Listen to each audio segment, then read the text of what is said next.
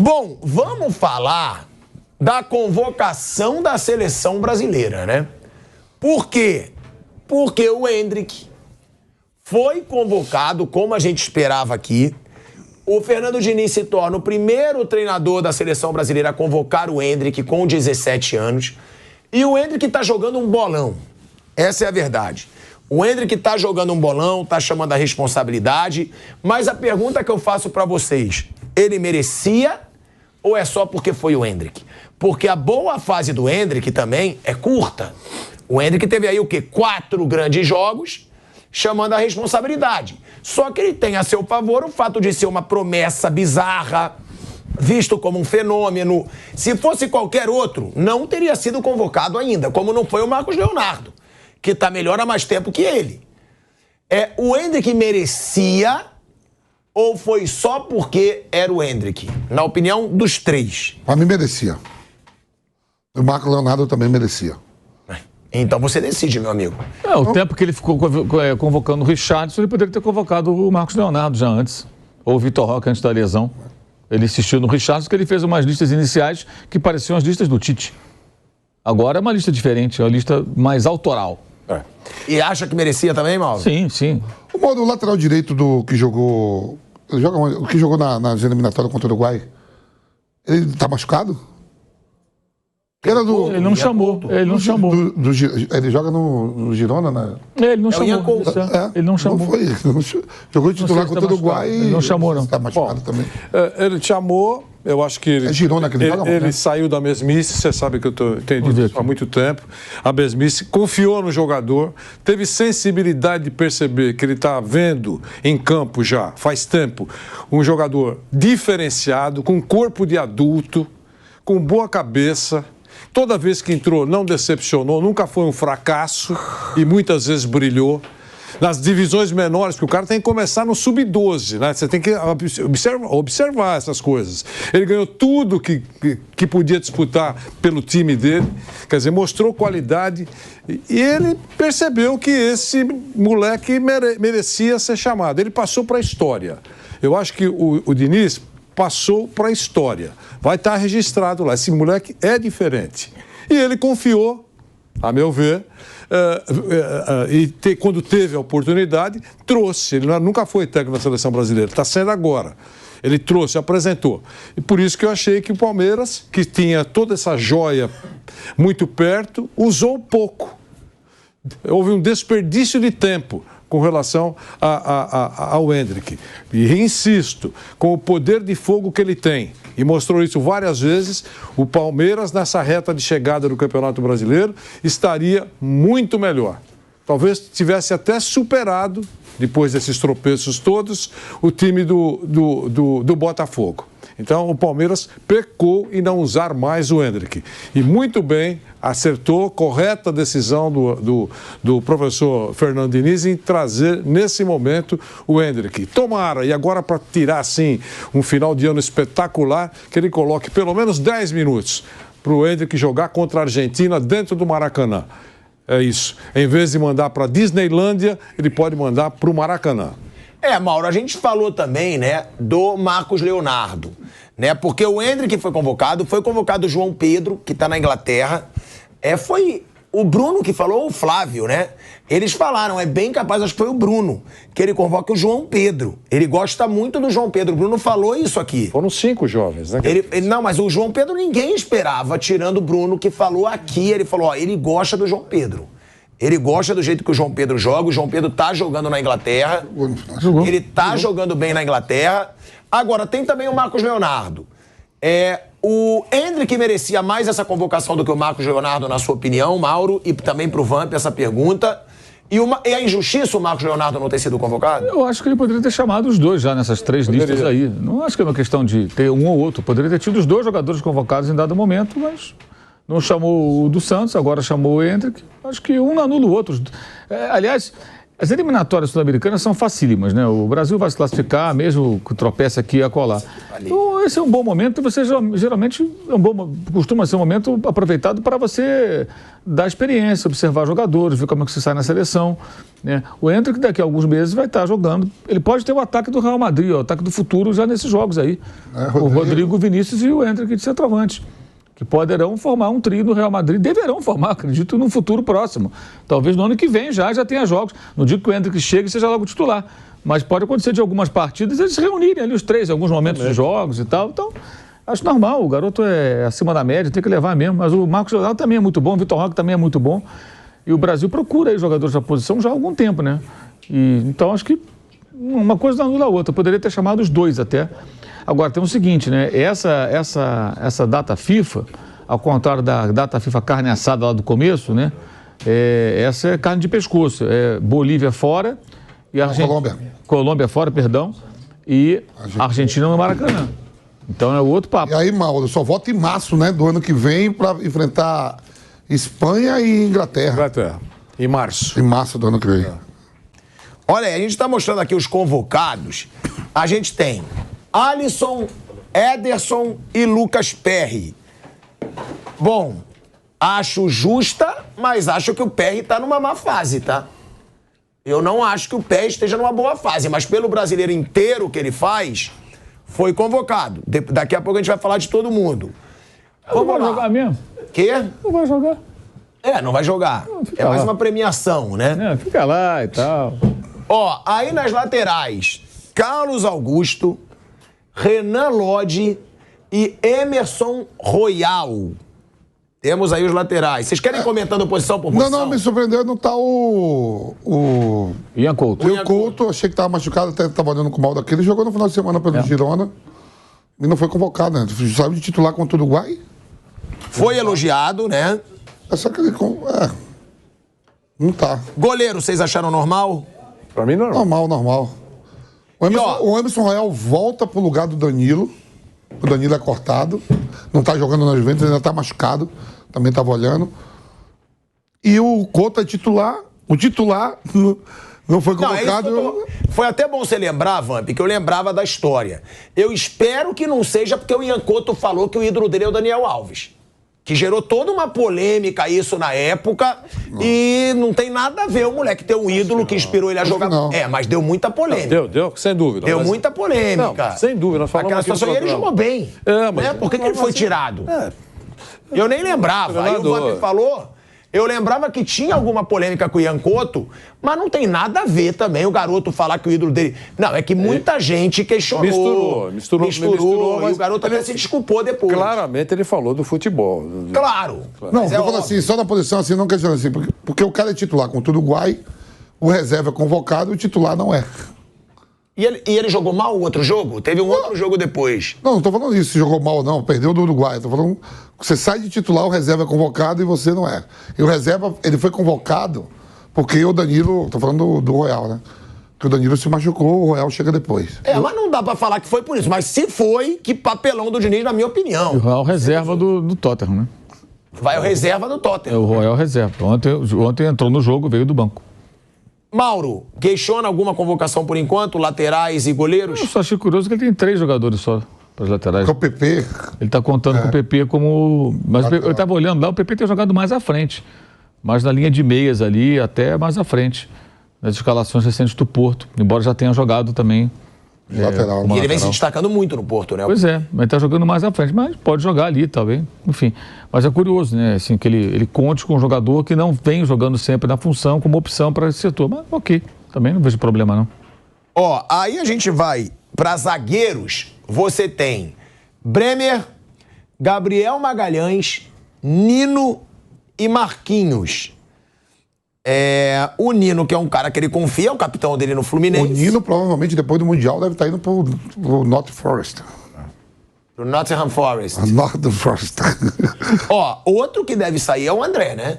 O André já estava para sair há um bom tempo, decidiu ficar no Fluminense. O próprio Mário Bittencourt, presidente do Fluminense, falou que depois do Mundial esses jogadores devem deixar o Fluminense. O Fluminense precisa vender jogador para pagar as contas, gente. Assim, as pessoas confundem um pouco. Se alguém tiver dúvida, dá uma busca no Google, coloca assim, Rodrigo Capello, Fluminense. Aí você vai pegar a análise das finanças do Fluminense que ele publicou em julho, mais ou menos. É uma dívida de 700 e tantos milhões, uma dificuldade grande para manter essa folha de pagamento, embora não seja das mais altas. Então o Fluminense depende de vender jogador. E essa coisa do André, quando falaram que o Liverpool veio contratar o André... Aquilo que você falou, não quero olhar. 30 milhões. Não quero olhar. Eu acho estranho isso, porque... Assim, eu não vi nada na imprensa inglesa, perguntei a alguns colegas de lá também, que nem essa do Gabigol agora. É isso aí. Eu dou risada, né? O Manchester United, que é o Gabigol, vai trocar pelo Antony, custou 100 milhões. Ah, tá bom. O Coelhinho da Páscoa vai jogar de quê? De centroavante? Saiu lá no jornal na Inglaterra, e ontem até falei com um colega de lá, ele falou assim, eu mostrei para ele que o jornal O Globo já estava dando isso. Eu falei, ok, até um jornal está dando isso. Eu falei, pois é, e aqui estão dando essa informação alegando que saiu na imprensa brasileira. Ou seja, é ridículo isso, fica um copiando do outro e propagando coisas que na maioria das vezes não tem o menor fundamento. Não estou dizendo que não tem fundamento de interesse pelo André, mas eu acho curioso que uma oferta que se especulou na época de 30 milhões de euros ou de libras fosse recusada. Porque o Danilo do Palmeiras foi vendido por cerca de 20, 19, o João Gomes também por aí, né? O Danilo até com convocação. Eu acho o André melhor que os dois, tá? Sempre achei, sempre disse isso. Acho o André muito bom. Mas como é que o Fluminense recusaria 30 milhões? Mais lógico seria, tá bom, eu vendo, mas deixa ele terminar aqui a Libertadores e eu libero o jogador, como o Palmeiras fez com o Gabriel Jesus em 2016, quando ele foi para o Manchester City. Ele terminou o campeonato, ganhou o Brasileirão, inclusive, com o Palmeiras, e seguiu. Não vender por 30 milhões, se de fato essa proposta... Porque uma coisa é o seguinte, gente, uma coisa é proposta. A outra é o agente, o intermediário, o empresário que chega, olha, eu acho, talvez, são coisas diferentes. Às vezes, muitas vezes, o que é uma sondagem ou uma abordagem para tentar viabilizar um possível negócio é tratado como proposta. Proposta é aquela com fechado, ó, tá aqui, tem a grana aqui, eu quero levar o jogador. 30 milhões pelo André, o Fluminense é obrigado a vender. É obrigado porque precisa do dinheiro. E é muito dinheiro para um jogador da posição que tem poucas passagens, só agora recentes pela seleção, justamente convocado pelo técnico do Fluminense. Embora, repito, eu acho que ele é melhor do que os outros jogadores da geração dele nessa posição. Ele é muito bom. E acho que ele na Inglaterra, se ele for, ele vai voar ali, vai se desenvolver muito. Excelente jogador. Agora, o Fluminense precisa vender o Nino, o André, e se virar, revelando mais gente. O John Kennedy, se aparecer, é a realidade do Fluminense. Vender jogador é o que viabiliza o futebol do Fluminense. E, detalhe, nos tempos da patrocinadora, houve um momento que ficou sucateada a base do Fluminense. Aí o Peter Cinci, que depois virou presidente, foi justamente da gestão dele que o patrocínio rompeu depois, ele voltou a investir em Xerém. Tem méritos nisso aí. Tem lá seus acertos e erros na presidência, mas foi na gestão dele que a fábrica de jogadores do Fluminense foi reativada. E se o Fluminense hoje tem a Libertadores e conseguiu ganhar um Campeonato Carioca e ser mais competitivo, isso foi viabilizado por Xerém. Bom, aí a gente vai depois para os laterais pela esquerda, né? Vamos colocar aí... Não, agora são os meias, desculpa. A gente vai botar aí André, Bruno Guimarães, Douglas Luiz, Rodrigo, Joenilton, Veiga, não, e é o Joelinton. É o Joelinton, que foi muito bem na última convocação. Pegou tudo. Ele foi muito bem na última convocação. Com o Ramon, ele foi convocado com o Ramon. O André é muito justo, o Veiga eu falei, o André é muito justo, pelo que ele vem jogando no Fluminense, o Bruno Guimarães também. Agora, Douglas Luiz tá jogando essa bola toda? Tá. A Joelinton. Tá muito bem no Aston Villa. Joelinton. Joga com o Bruno Guimarães, já foi convocado pelo Diniz também. Todos merecidos, na opinião de vocês? Não tem nenhuma. O Gerson não tava. O Gerson na última foi convocado. Acho que o Gerson não foi nessa. Do lance do gol, Maldo, que você falou. Ele falha no gol da Venezuela. Eu acho que é mais por causa disso. O Gerson não tá nessa. Ele não tem jogado também tão bem no Flamengo, né? O do Vasco fez a partida mais aceitável, mas não tá jogando bola para ser convocado o Gerson. Não entendi aquela convocação, inclusive. Como isso? Não tem. Não tem? Vocês não levariam ninguém? Casimiro tá machucado? Tem o Paquetá, né? Que tem essa situação aí da aposta. Mas não tem nada provado, né? Não é exagero. Ele tá jogando, não tá? Sim. Assim, se ele tá jogando no clube dele, convoca e depois vê o que acontece. Se ele for punido, não convoca mais. Eu faria... Não, que o pessoal tá analisando... Não sei quem foi o jogador agora que foi punido, né? Pegou 2 anos. Espanhol ele, não é? Não, italiano, do Newcastle.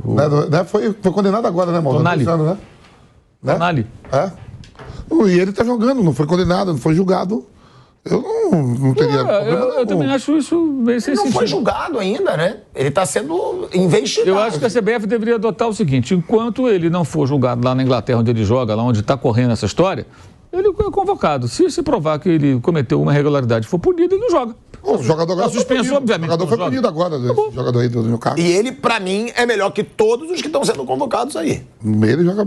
Ele seria útil, né? Tem uma experiência grande, foi à Copa do Mundo, jogou mais vezes pela seleção, tem uma outra característica também. Está crescendo lá, se desenvolvendo agora, virou mais protagonista do time, né? Camisa 10, essa coisa toda.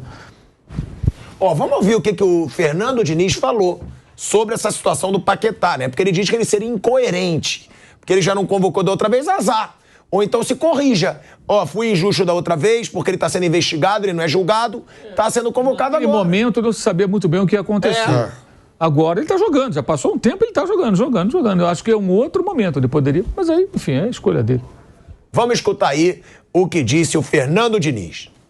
Em relação ao Paquetá, ele é um jogador que eu considero um dos melhores dessa geração e eu teria muito gosto em convocá-lo e provavelmente ele teria grande chance de brigar pela titularidade, porque é um jogador que eu admiro muito.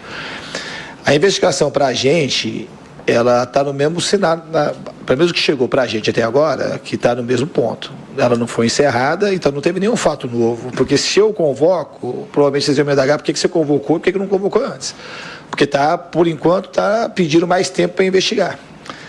Obviamente que se esse tempo se estender mais, a próxima convocação nossa é daqui 4 meses. E aí já acho que seria tempo suficiente para chegar a alguma coisa com a competência que quem está investigando tem que ter. Então, eu não convoquei para manter um discurso coerente e ético com aquilo que eu fiz há 3 meses atrás, quando eu não trouxe. Mas a vontade, tecnicamente, de trazê-lo, ela é sempre muito grande em mim. Olha aí, ó. Ele falou que assume incoerência. Eu discordo. Seria muito mais coerente ele falar, ó, tô assumindo aqui que eu fui injusto, porque o Paquetá não foi julgado, o Paquetá está sendo investigado. Se em determinado momento ele for julgado, ele não defende a seleção brasileira. Acabou.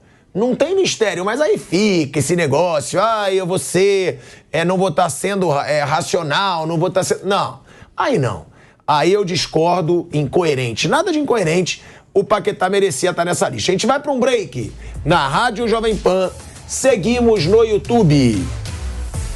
Bom, vamos botar agora os atacantes aí da lista do Fernando Diniz. Uma coisa do Fernando Diniz rapidamente. Claro, câmera no Mauro César, por favor. Desses últimos dias, depois que o Diniz foi campeão da Libertadores, eu percebi um movimento muito grande entre colegas jornalistas, eu sempre banquei o Diniz, eu sempre defendi o Diniz. Assim, eu acho muito interessante quando o jornalista ele se vangloria por defender um profissional. Você defender uma ideia, você defender uma posição política, você defender um estilo de vida, enfim, eu concordo, ok. Mas defender alguém que é alvo da análise que você faz não tem sentido. Porque você não tem que defender, você tem que elogiar quando vai bem e criticar quando vai mal. Por exemplo, eu não tenho nada contra o Diniz e entendo que ele teve erros e acertos, já critiquei, já elogiei. E assim vai ser sempre. O mesmo vale para o Tite, o mesmo vale para o Abel Ferreira, para qualquer outro. Quando vai bem, a gente elogia aqui, quando vai mal, a gente critica. Vale para o Guardiola. Então é engraçado isso, sabe? Como o cara está em alta, me parece que tem gente querendo pegar carona nisso. Eu sempre elogiei, cadê os antes, não sei o quê. Isso é papo para torcedor, meu camarada, né? Escolhe de que lado você está. Naquele jogo porque mesmo não tem sentido, cara. É um negócio, assim, não foi pouca gente, não. Sabe, eu sempre banquei. Você não tem que bancar ninguém, cara. Você tem que elogiar ou criticar. Se você vive da opinião ou da informação, você informa e você analisa. Foi bem, foi mal, foi bem, foi mal. Em qualquer atividade humana, se você for um crítico de cinema, vamos falar de cinema de novo aqui, já que tivemos a história da pipoca lá em Guarulhos. Eu comecei com o Rock Balboa. Macacos dois. Vamos imaginar, e Rock Balboa, que o Vampeta fosse um crítico de cinema.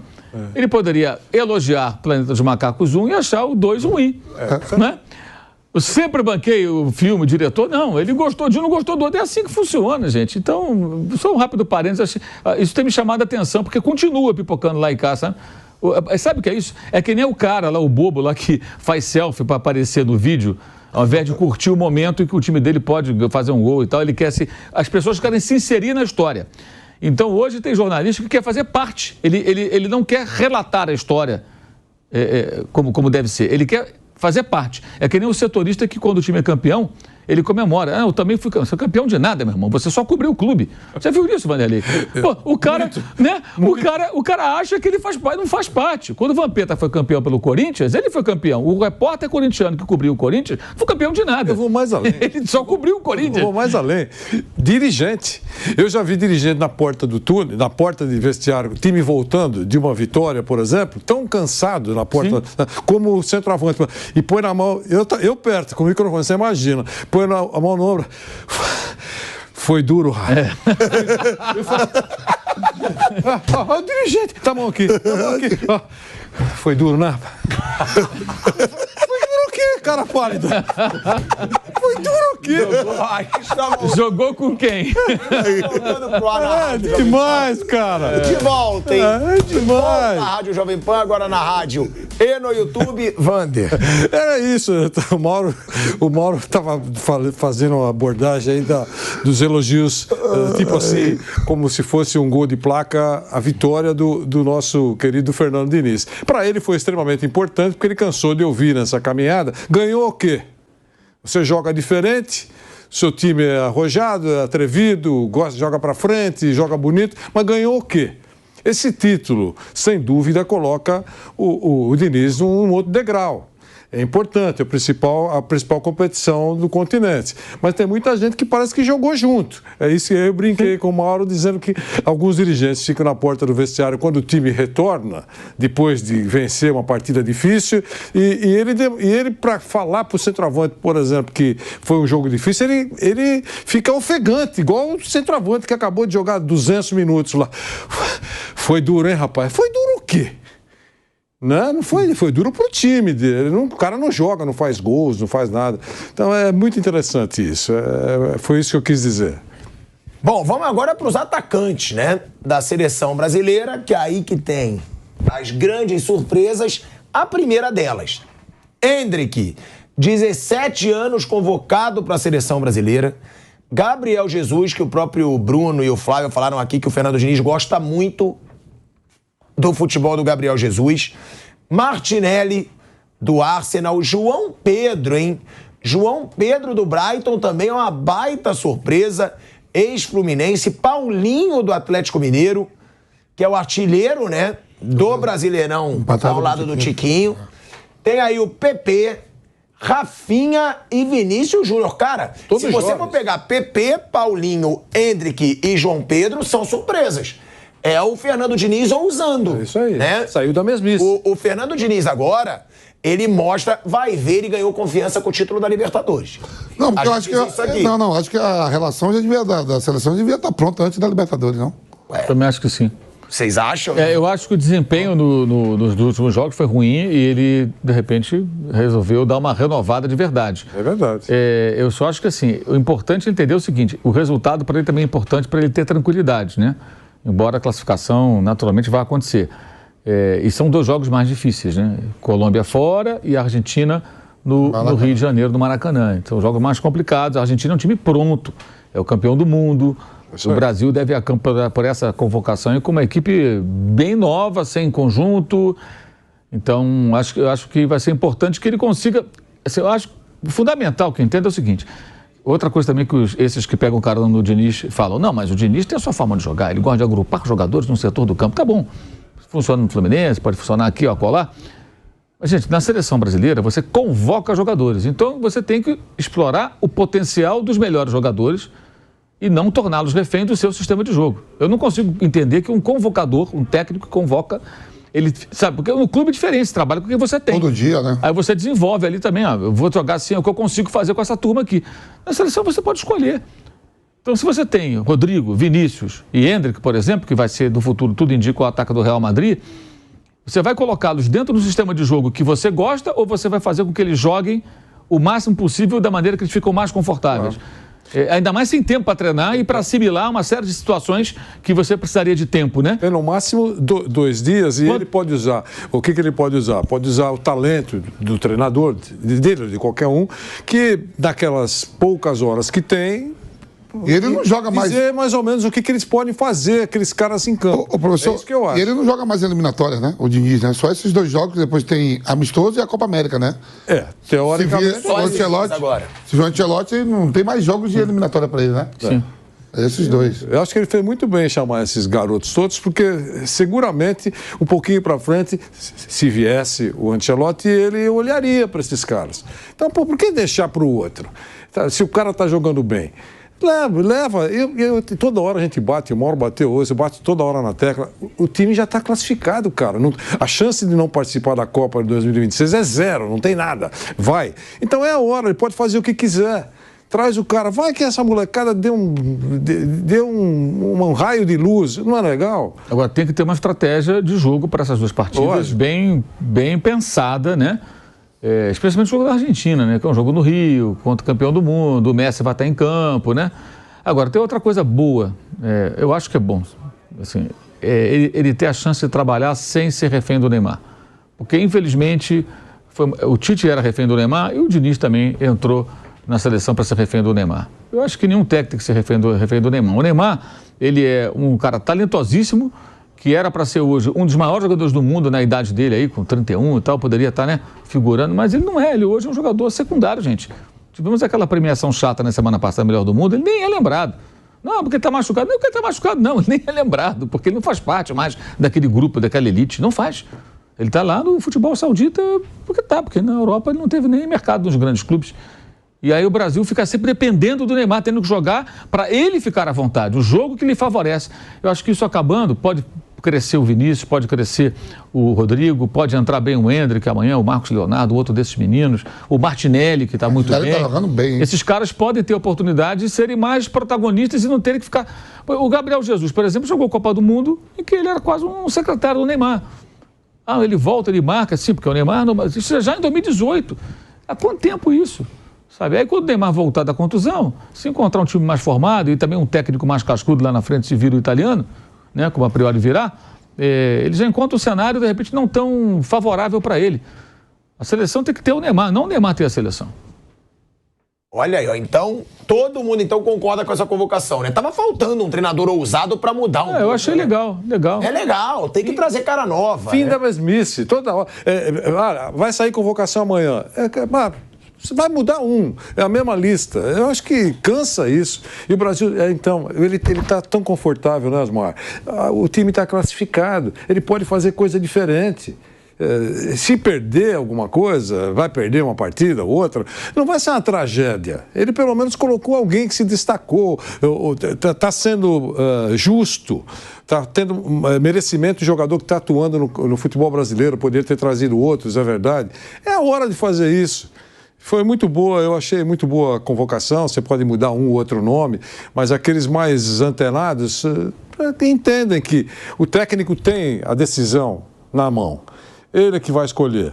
Mas se puder trazer alguém que está jogando bem no campeonato que nós estamos olhando de perto, é bom, valoriza. Eu acho isso, exatamente isso. Agora é uma seleção nova. Agora, quem sabe, pode dar um ânimo para assistir aos jogos da seleção. Isso. Né? Vamos ver como é que vai jogar. Vamos ver se vai ser diferente. Vamos ver se os garotos vão jogar. Se eles vão se... Agora ganha graça ver jogo da seleção brasileira. É isso. Porque tava sem graça ver jogo da seleção. Era muito jogo ruim. Sempre as mesmas caras, sempre as mesmas pessoas. Agora, eu mesmo vou querer ver. Eu não tinha mais vontade de ver a seleção jogar, porque era chato. Agora eu vou querer saber como joga o Endrick. Como o Endrick vai jogar na seleção? Como vai jogar o João Pedro? Como vai jogar o Paulinho? Será que ele vai ser ousado como ele é no Galo? O Vinícius. Será que não vai? O Vinícius. O Vinícius Júnior vai assumir o protagonismo com essa molecada? Porque agora passa a ter um objetivo ver jogo da seleção. E o que todo mundo estava esperando do Fernando Diniz, agora aconteceu. O Fernando Diniz está sendo ousado. Ele que é um cara ousado, ele que é conhecido pela ousadia, ele que não muda o seu estilo de jogar. Todo mundo esperava. Vai ousar também na seleção brasileira? E agora a gente está vendo que vai. Então, parabéns ao Fernando Diniz por ousar, por mudar, e tem que ver se vai dar certo, né, Vampiro? Ninguém garante que vai dar certo. Não, tá certo. Mas é legal ver uma seleção de cara nova. O pessoal mesmo fala, aumentou o número de participantes para a próxima Copa do Mundo. Você acha que o Brasil, aqui no continente, aumentou mais vagas? Bota, pô. Tem que botar uma hora, tem que botar. E você tem 1.000, olha, eu tô batendo nesse número porque é bem próximo disso, agora diminuiu um pouquinho. Mas tem 1.000 dias para estreia. 1.000 dias para estreia da seleção brasileira em 2026. 1.000 dias. Certo? Quer dizer, então tem Asmar. O Asmar é o menino da praia. Vamos, pô, não vai acontecer nada se você for mal. 1.000 dias até chegar a hora de você ter mais ou menos um time formado, montado. Esses são os meus titulares. Dá tempo. É injusto não chamar esse garoto.